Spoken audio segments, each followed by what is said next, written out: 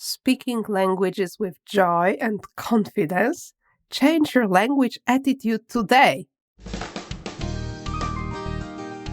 Hi, I'm Monika Hutnik, and I help leaders learn how to lead their international and virtual teams. Together with my team at ETA Go Global, we make the change happen by means of training, coaching, facilitation, masterminds, action learning, and any other ways. This podcast, A Step Ahead, has been created for all who want to grow in such an international, remote environment, who want to grow as leaders, HR, change agents, and simply as humans. I'm inviting you here for discoveries and insights. All recordings and materials are available at www.astepahead.pro.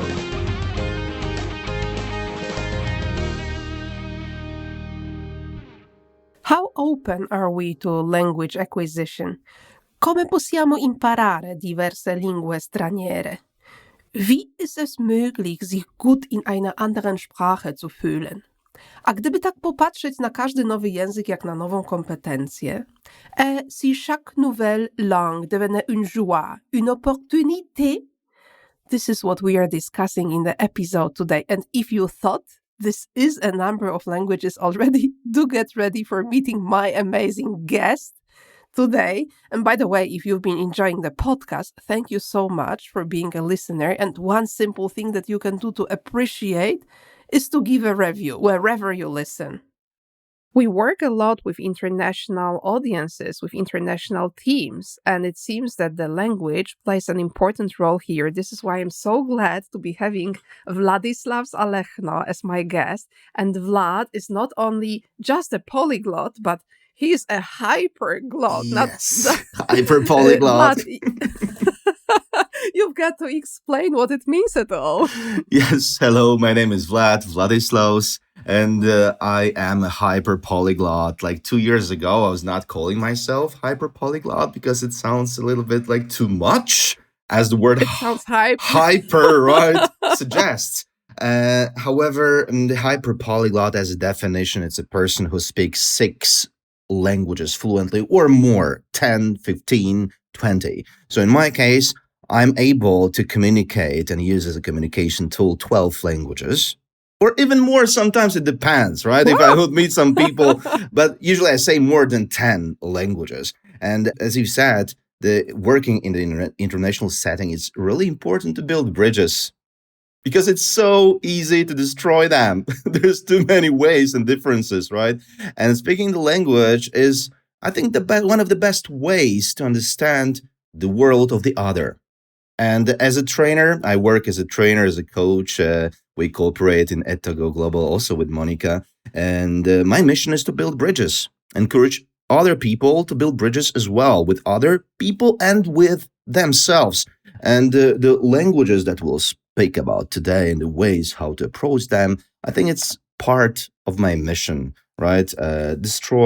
Building, not destroying, right? Bridges.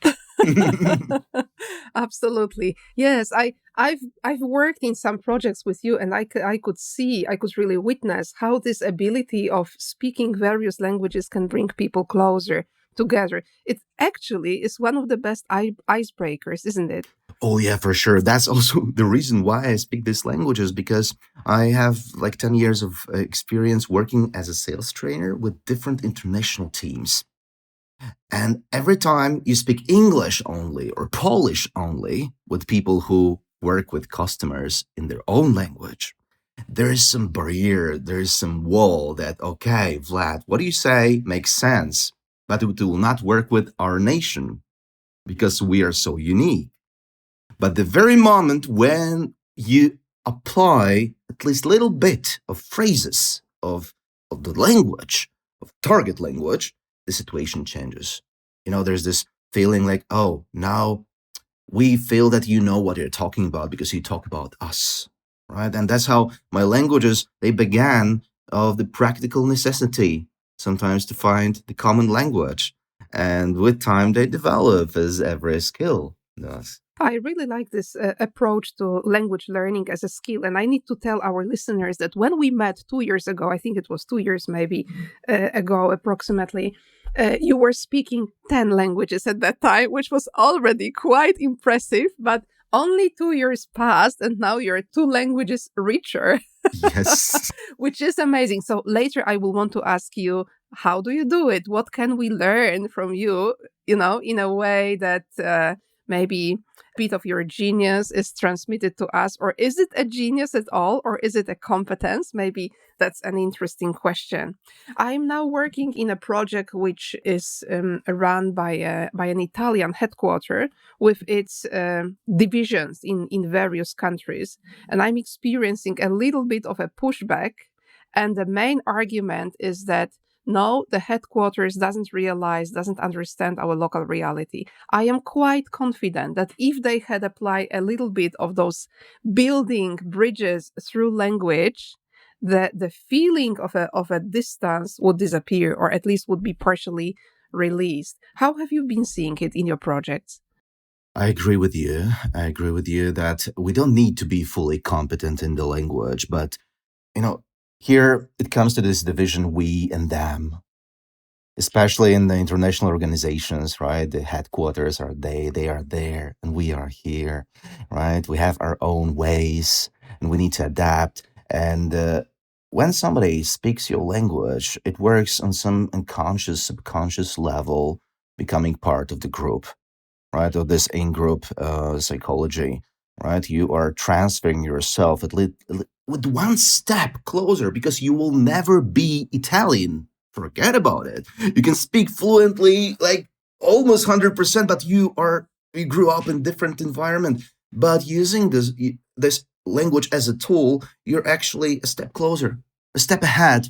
And I experienced it myself as a Latvian living in Poland, right? Because on average, Polish people don't have very deep knowledge about Latvia, which I understand. It's completely okay. But whenever I meet a person who will know how to greet other people in Latvian, how to say hi or thank you, it has so huge effect on me, right? I kind of I'm open up immediately. Whoa, you've done your homework. You're curious about my country. It will not work always the same. For example, if French people will not have this attitude because they feel kind of obligation for others to speak their language, right? But working with smaller nations, for example, Hungarians as well, right? They appreciate a lot when you are able to say at least something, right? Show respect Absolutely. to the very core identity of ours, right? And language is an expression and a tool of creating identity. But also as a tool of what you said very importantly, of expressing respect to the other person, to the other people, to the other group, division, and so on. I've been working quite much with the C-level executives, and I can see that they've been taking various approaches when it comes to managing the local site. Only few of them actually have taken the effort of trying to learn some bits of the language, not to mention becoming fluent in Polish, where I live. And every time when they did it, it was so deeply appreciated. So now, Vlad, I need to do my homework. So lab diens next time when Yeah, when I when I see you, I need to greet you in the right way. Thank you for giving me this hint. But Vlad, we need to know your story. We already know that you are a Latvian living in Poland. How did the 10, 12 languages come to you at all? Yeah, there's like different approaches to languages. One of them is, I call it CV approach. When you have a list of languages and some letters A, B, C, whatever, right? And I don't see it. I don't feel it so much. So the language is biography, and all the languages that you speak, it's about your biography. It's about your story of your life.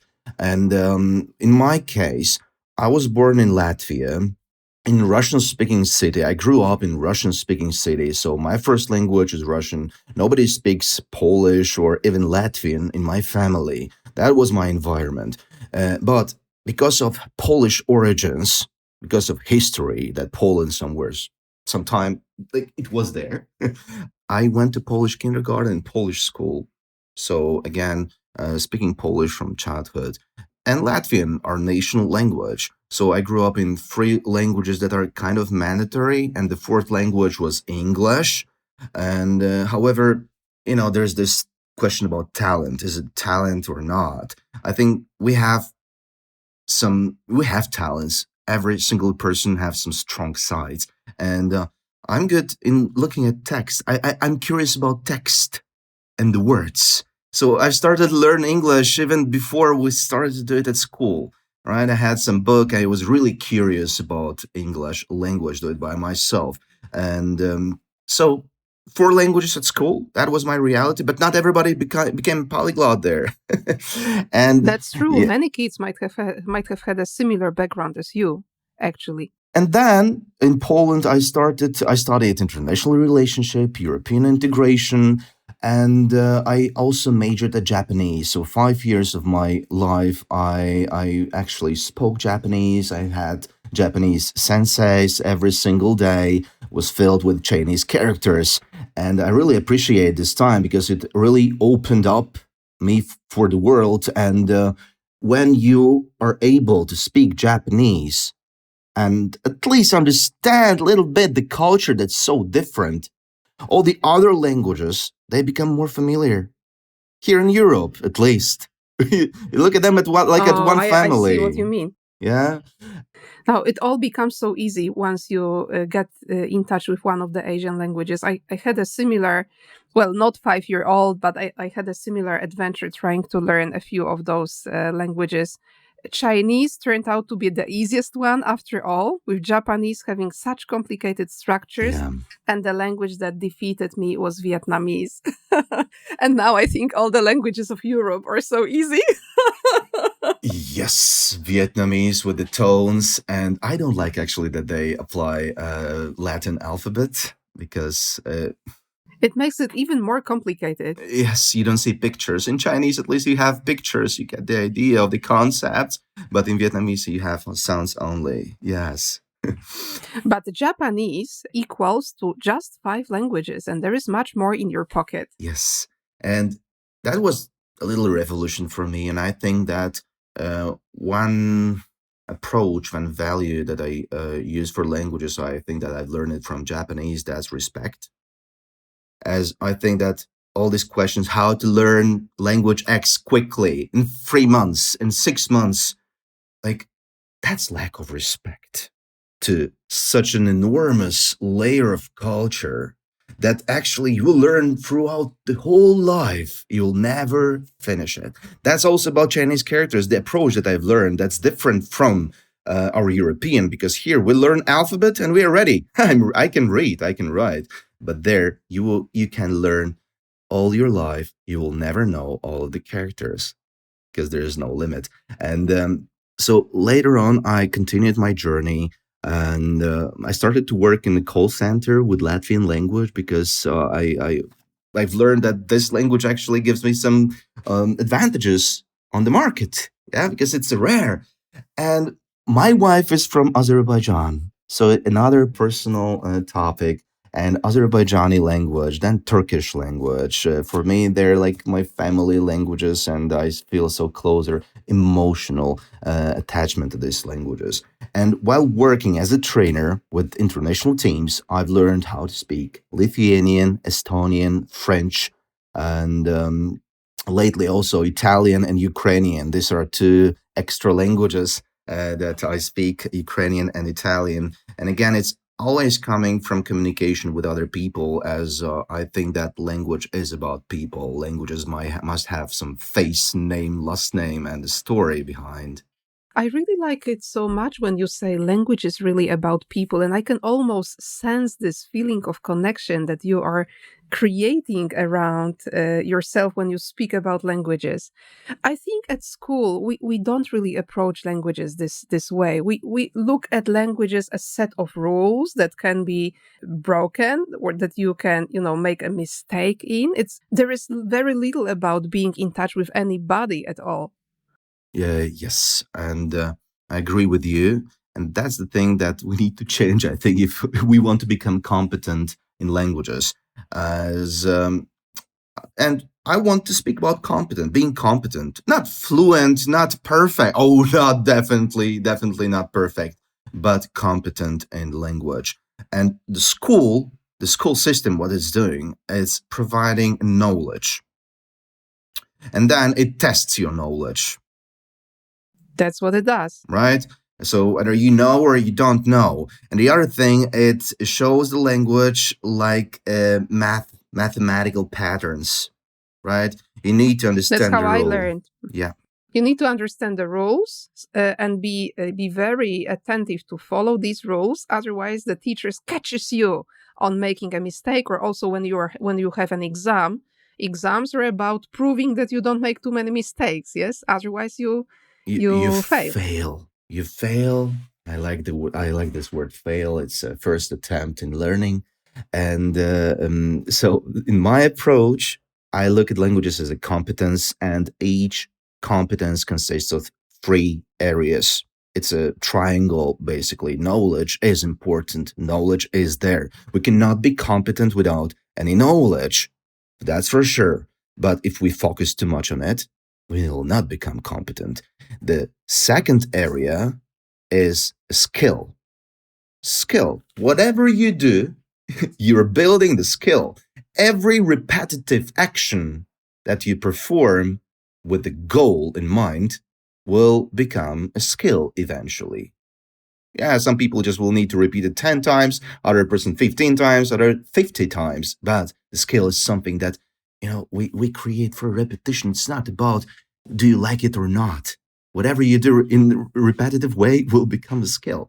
And fake it till you make it. Yes, it also refers to the skill, just building a skill itself. Yeah, and from this perspective, school is not giving us a lot of opportunities to build our skills, and especially as it's starting from the letter recognition and the alphabet very often.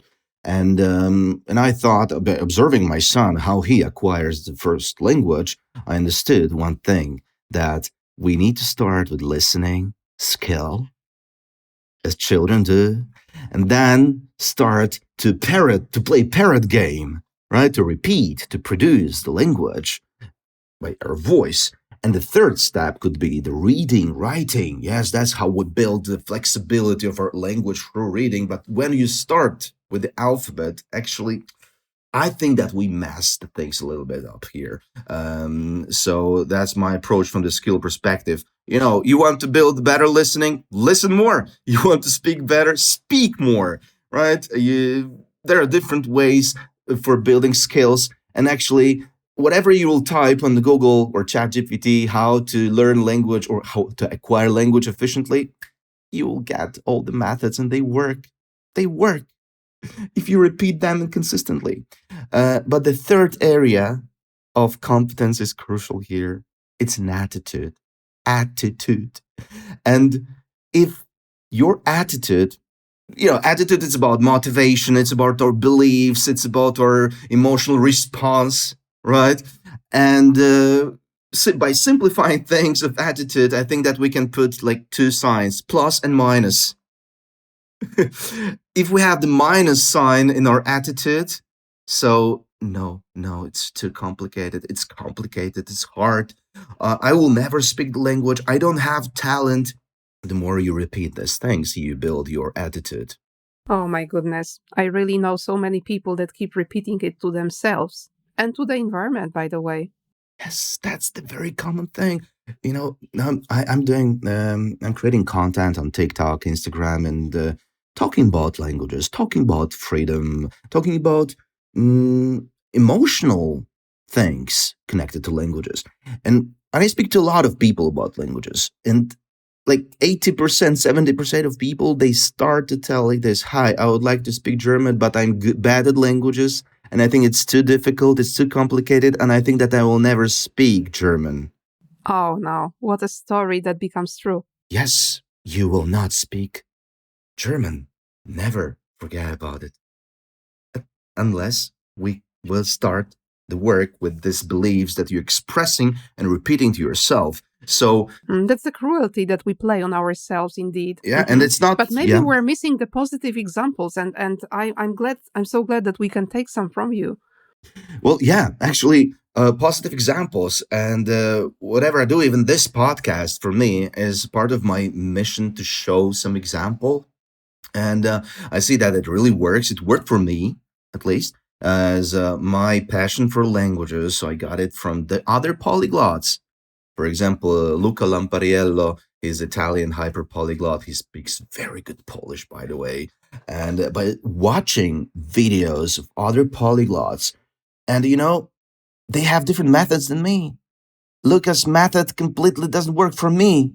And I don't like his method, maybe even. But I like the attitude. That's what I'm learning from Luca or other polyglots. And what I'm doing right now and online on TikTok, and I want to give this spark of passion and some psychological safety that it's okay to make mistakes. You're not a bad person at all. You're not stupid. If you make a mistake, it's indispensable in the process. We must do this. So, an attitude, even if you repeat negative beliefs about languages, it doesn't mean lack of attitude. You're building your attitude. It's growing, but it has a minus sign on it. So, anytime when you start doing your skill part, you can be demotivated.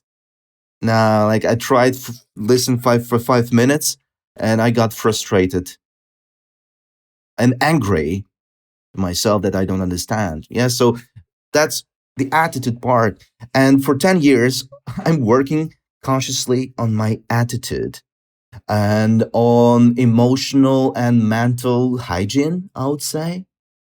So there are some words and rules that I kind of I forbade to say. I don't use different words that are commonly used about languages, and it really helped me to build my attitude with a plus sign. Can you tell us a bit more about that? Well, yeah. One simple rule, rule number one. I never use in my speech the word foreign languages, right? As it has some different negative connotations in It's our like mind. alien. It's like alien. Different languages express it differently. In some, like in Polish, obcy. It has this. It's not even neutral. It's Fremdsprache. yeah. Yes, it's something that feels very Donc, uncomfortable. étrangère. Étrange, it's like weird a little bit. I also have this feeling, right? And I understood that if I repeat that this language is foreign and I label it like this, but my goal is to be competent and become really fluent and feel freedom in the language. So I stopped using the word. I just say languages and my languages.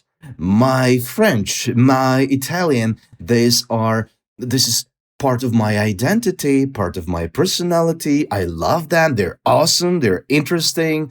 They're so deep, right? And the other thing, how do we label languages? I never say the words like difficult or easy.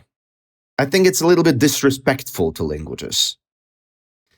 It's the same like you build a relationship with somebody because you build a relationship with the language at this point. And if you build a relationship with somebody and you would say that, yeah, you are a difficult person, right? At the very beginning.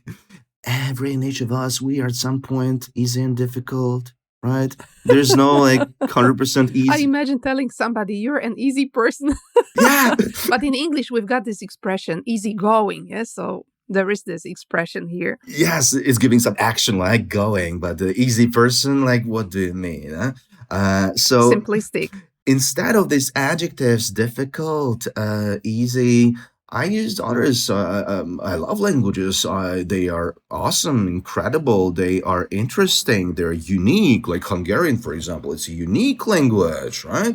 And I would repeat 100 times that it's really interesting and unique to me. About French, every morning I've repeated one mantra to myself that French language is beautiful and important for me. Beautiful and important, not difficult. It sounds like a magnet, yes? Something that really attracts you to the language. By the way, I could agree that any language has something difficult in it, but using this perspective doesn't really help a lot, at least nothing indeed. Difficult, it's an opinion. It's something is Yes, it's an difficult, it's an opinion. opinion, right?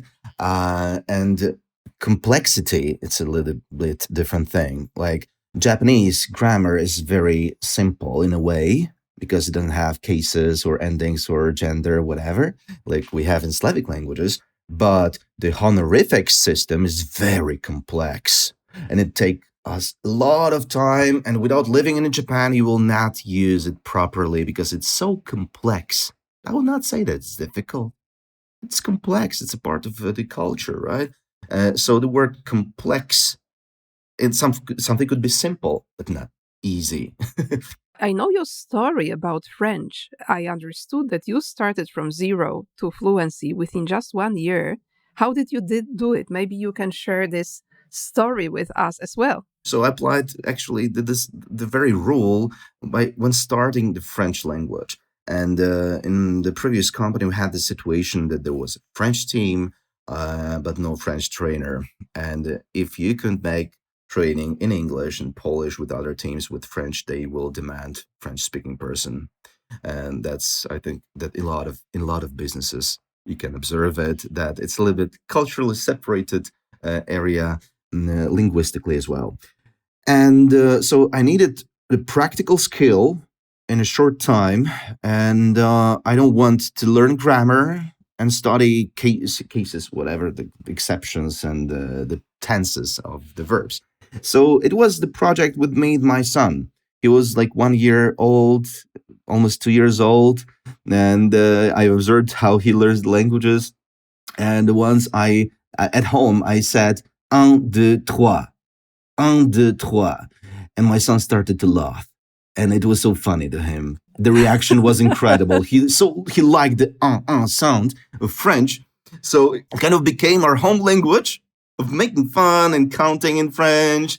And that's how the attitude started to grow. So I connected French to my personal life. So now it's a part of my personal life, even from 1, 2, 3, starting from these 3 simple words. And what I did next, I went by child algorithm. So the children, they listen a lot and they don't understand what they hear actually. For most of the cases, right? But they got a lot of input and they observe. Yeah, they hear words and they observe the situation. Who is an actor? Who is doing what? What's the outcome? And if we do it in a repetitive way, it's on repetition, we start to recognize patterns. And I started to learn. I started to live French. So from the morning, I've watched the news in French, then listened a lot of music, created my playlist of my favorite French music. And by the way, grammar is coming from lyrics. Mostly, majority of my grammar comes from lyrics, Stromae, Manu Chao, and others. The French rap gave me a lot of perspective on language itself. Also, learning more colloquial versions of words. And yeah, so the French language is pretty complex in its phonetics, right? I would not say difficult, it's complex. So that's why hundreds and hundreds of hours of listening are needed here. And I've had the opportunity to talk to people, as in the workplace, there were people from different countries who speak French, francophones, and I've practiced it all the time. Whenever I can, I had this opportunity to say whatever I can in French. I did it, and it was my everyday practice. And step by step, I didn't allow other languages in my life. It was French only. Full focus. Yes. And some kind, by doing this, translating your life to the new language, you create new identity because what you do defines yourself. I think that the verbs are important here, right? And by verbs, you create your identity, what you're doing. And I'm doing everything in French. It becomes part of my life. And by not using the words such as difficult, I will never learn repeating the And good boring. words. Yeah. I think that now I feel in French pretty naturally, and definitely it's my language now. I also appreciate it very much when you speak about acquiring the language by listening, by actually being in touch with the French culture. You not only observe and absorb bits of the culture on yourself, but also it's so practical later on when you are in an interaction. I've been speaking to a few Ukrainians who came to Poland in the recent years, and some of them actually had a very good knowledge of Polish before, maybe also due to some historical roots and family connections. And they learned Polish at school. They went to special classes, maybe on Saturday. They were excelling in Polish exams. And then they came to Poland, and it turned out that some of the expressions that they are using are like, obsolete or inadequate. Like what you learned from a book, and they were not reading by reading Polish books, but they were reading from a textbook for learning Polish, seemed to not always be adequate in Poland. So it made them feel weird so many times, despite the very high level of their language, which they obtained in exams. And that's why I appreciate it so much when you speak about listening a lot, about really getting familiar, exposed to the new culture. Yes, and understanding, smelling it, feeling it, and being able to hear it. I really love it. I think it's so practical. Well, yeah, language, that's why it's not a subject at the school. No, yeah, like this mentality, the school mentality, I think that it's blocking us. Language is about people, language is about culture. Language is the basic foundational tool of for creating culture between us, for creating rules of cooperation. We use it, we do it by language, by using language. And my approach is more interesting for me. For example, I would rather watch Italian debates where the left and right emotionally, talk to each other how you are not right, you're not real Italians, and so on, rather than learning Italian grammar. So I would spend a lot of time watching news in Italian, how they talk about things, what is the subject of matter of interest for them, and how they don't disagree with each other. Then I switch to Japanese news, and I see completely different picture. Yeah, so they don't actually disagree. The thing is just like there's transmission of information mostly, right? But they don't express their opinion so much, like to have this Italian hot debate. It's all about people and their behaviors and rules and values, what matters. And that's interesting what you mentioned about Polish language, because it's about me. It's my case. As being Polish person in Latvia, it's not the same as being Polish in Poland. And for me, Polish was a kind of sacred language of fatherland, motherland. And I've read a lot of books, all the books that create the culture code of Polish culture.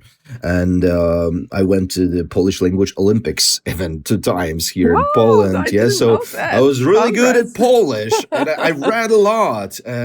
However, the moment when I came to Poland to live here and study, I realized that I'm a foreigner. Even that I know the cultural code, I speak language, so other people could not even tell the difference. But it's a set of different experiences that we lived through. And living in other countries is a different thing. So I've started to learn Polish language again. I reactivated my learning process. Now there will be 18 years that I live here. I think that I started to understand something about Polish people, and through the language, obviously. Yeah, it's a never-ending story. And Absolutely. And I can see how the curiosity and also the interest of being in touch with people prevails in what you speak about. I imagine this can be really helpful. And at the same time, I'm thinking about some of the clients that we work with. Some of them are not so much of people players. But anyway, they can also become very interested in languages through those structures, through vocabulary, through history. There are many keys that you can use to open the world of languages, and everybody can find theirs. I even know somebody who has started learning languages because he was so fascinated with trains. Imagine Yes. train connections, international trains, and the languages used in trains, and it was the beginning of a life adventure indeed. Vlad, would you give our listeners maybe a few bits of advice how to make a first step? What can be helpful? I think you've shared a lot about skills, about attitude, about the knowledge as well. What about closing with a few bits of advice for our listeners? I would ask you questions from practical perspective. Name three favorite songs in your target language that you can listen 100,000 times in a row. If you don't have them, look for them. Name three people of influence. It could be podcasters who are a public person speaking your target language that are important for you and they are some kind of authority for you. Three people. If you don't and you can't name them, find them, right? Make them part of your life. Languages must have face, name, last name, and some set of intentions, experiences behind it. It's not always easy to find people immediately, native speakers close to yourself, but we have the internet, we have smartphones, and yeah. So languages, patterns of grammar are important, but our brain learns better from other brains. Actually, that's how we connect it. We need some example. We need some, like the attitude from other people that works better. So that would be like two, three, or maybe three favorite movies in the language, right? So whatever the produce of culture is in the language, answer it, find it, apply curiosity, right? So apply curiosity. You want to speak Japanese, right? Easy Japanese, Japanese to learn, Japanese beginner, whatever. Start to look for Japanese music, Japanese, whatever you like. Maybe theater, maybe trains. Oh, trains, right? I like trains. Whatever you like and you're interested in, try to find it online. Like I like psychology a lot, and in general, like human science. So I always listen psychology podcasts in Italian, in even Japanese and other languages because it must be the subject of interest for you. That's why it's impossible to pick one perfect method and one perfect source for all, as we are different. I really like it. Thank you so much, Vlad. Now, maybe the last part. How can our listeners find you in case they want to get in touch? Well, first of all, by name, last name on LinkedIn, Vladislav Alehno. I think that a lot of people will say it on LinkedIn. And also on TikTok, langdao.vlad. That's my nickname there. Langdao stands for language path, as language way from Chinese Dao, Langdao. And there I share curiosity. I share this spark of curiosity and openness to explore the world, I think, more than how to learn words. And as well as on Instagram. So there it's more informal. But always you will see this emotional approach and attitude that by feedback from other people, I hear that it helps others. It helps others to change the way they think. So yeah, you can find me there. Thank you so much. I will link it on the landing page and we'll give our listeners information in the outro. Yes. So Yeah. let's do it. I will just share this one last thing with you. We talked about languages many times, and I actually had learned a bunch of languages. I learned 10 languages in my life, but I only speak a few. And after talking to you today, I realized I got discouraged too quickly and I focused too much on what I am not able to do yet instead of enjoying what I was able to do already. Now, I started my adventure with Italian, following your attitude, following some of your advice. And it's such a different feeling. I'm enjoying it so much, and it's giving me, so much joy and success. So it really works, Vlad. I want to I want to confirm that. I'm so happy to hear it. It means that it works, always by influencing actions, because actually I want to influence people in this language approach. And because we're too negative, we're too bad to ourselves in languages, we're too criticizing ourselves because we know where it's coming from. But there's no more natural thing as language for us human beings. Nature gave us this talent to express ourselves, and what we'll do with it, it's our work, right? But everything is possible. And there's no need to speak 15 languages fluently, right? It's all about biography. But if you need some language, if you need the competence that will help you in your professional life, in your private life, there are ways how to acquire it. So to summarize. Thank you so much, Vlad. Thank you, Monika, for inviting me. And this time we spoke English. The first podcast was in Polish. It's also a little bit different feeling, speaking English. The one in Italian is coming. Of course, looking forward. Parleremo italiano. Thank you so much. Okay, thank you.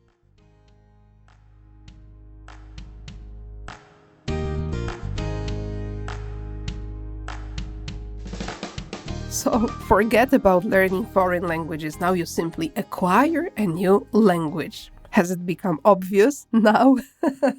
So I really like the advice of looking for connotations that help you feel fluent, that help you feel the freedom, and also the way of thinking about languages is awesome, unique, interesting, beautiful, important. I'm learning an important language. I'm learning a beautiful language. I'm acquiring a new language, a unique language. That's beautiful. Language is about people. Yes, language is about culture. Language is about creating a culture between us. So these are some of the beautiful statements that I noted down from the conversation with Vlad. And I'm even repeating them because I think they're really so impactful. Also, some of his techniques, like name 3 target songs in your favorite language, name 3 people of influence speaking your target language that are important to you. And if you can't name them now, find them and make them a part of your life. This is just great. So I'm keeping it with me because I still hope to acquire many new languages, at least a few during my lifetime, just for fun. And for the pleasure of using languages as a bridge of connecting me with other people. And if you like to find notes to this episode, go to astepahead.pro/018. That's the number of this particular episode. By the way, I also encourage you to look around and find some other interesting episodes in my channel. For example, this one, what are micro affirmations and why you want to have them in your team, relating to virtual teams as well. The episode number 4, Fia, that was another language. Egypt, the joy of relationships, and other cultures you can just browse. And if you're a Polish speaker, I also encourage you to check my Polish speaking channel okrokdoprzodu.pl. Tam znajdziecie też rozmowę z Vladem po polsku, jak mówić w 10 językach, mindset hyperpolygloty, okrokdoprzodu.pl, poszukajcie sobie. Thank you so much for being a listener today. Staying in touch for the future.